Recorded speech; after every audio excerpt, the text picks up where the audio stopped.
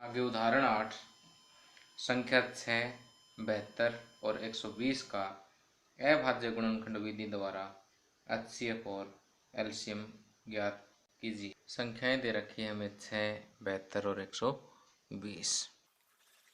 इन तीनों संख्याओं का हमें एलसीएम भी ज्ञात करना है और एचसीएफ भी ज्ञात करना है।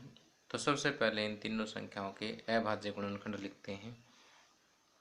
6 के अभाज्य गुणनखंड 2 गुणा 3, 2 पावर 1 गुणा 3 पावर 1।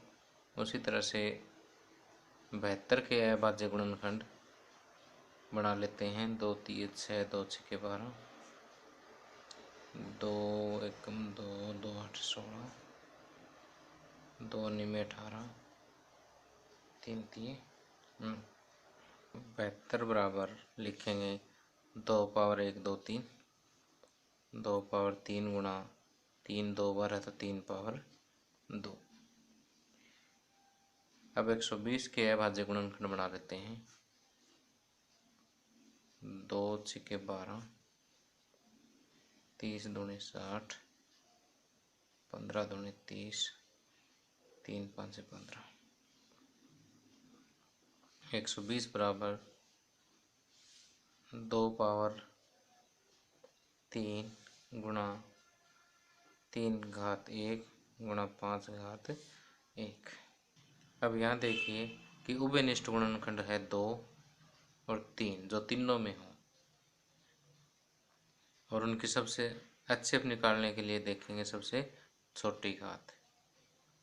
तो हम लिखेंगे 2 पावर 1 और 3 पावर 1।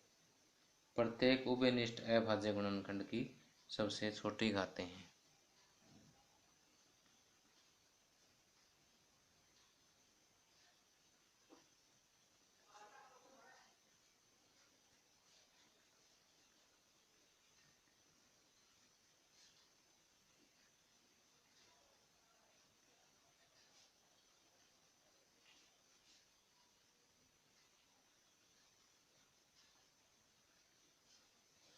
अतः एचसीएफ ऑफ 6, 72 और 120 का एचसीएफ किसके बराबर होगा?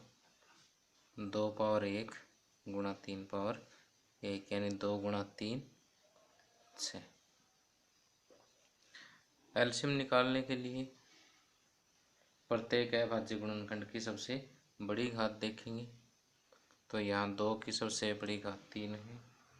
अब 3 उभयनिष्ठ गुणनखंड है, इसकी सबसे बड़ी घात 2 है और 1 5 बच गया। 5 पावर 1 सबसे बड़ी। तो 2 पावर 3, 3 पावर 2 और 5 पावर 1 प्रत्येक अभाज्य गुणनखंड की सबसे बड़ी घातें हैं जो तीनों संख्याओं से संबंध है।